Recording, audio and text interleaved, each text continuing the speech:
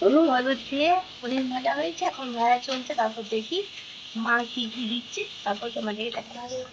তেল দেওয়া হবে, তারপর তেলে দিবে পাঁচফোড়ন আর শুকনো লঙ্কা।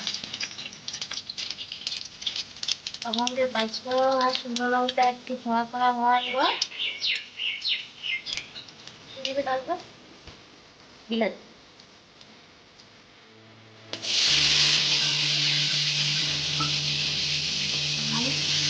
তারপর বাড়িতে বাইরে করে খাবো তখন।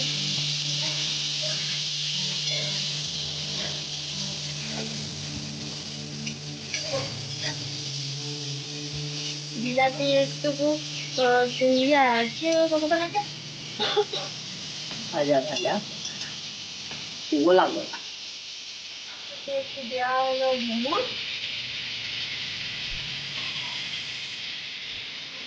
আছে জিরা বাটা, আদা বাটা, তার সাথে লং, এলাচ, লং নেই, দারচিনি আর এলাচ।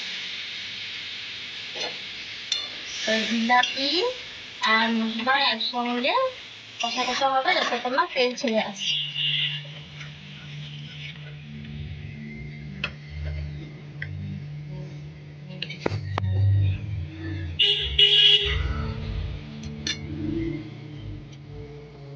এটা কি বাটা মা? এটা গরম মশলা বাটা, তার সাথে দেওয়া হবে বাড়ির গরম বাহির গরম মশলা, আমাদের বাটা গরম মশলা। কাঁচা লঙ্কা আর লবণ। এটা একটু কষা কষা হয়ে যাওয়ার পর পনিরটা দেওয়া হবে। এরপর দিয়ে দেওয়া হলো আমাদের পনির।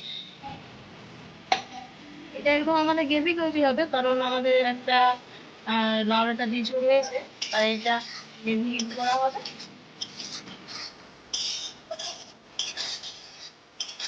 অল্প নাড়াচাড়া করা করলে আর ভালো হয়। এটা না, এটা কতক্ষণ রাখবে তাও? 2 মিনিট 2 মিনিটের মতো রাখা হবে।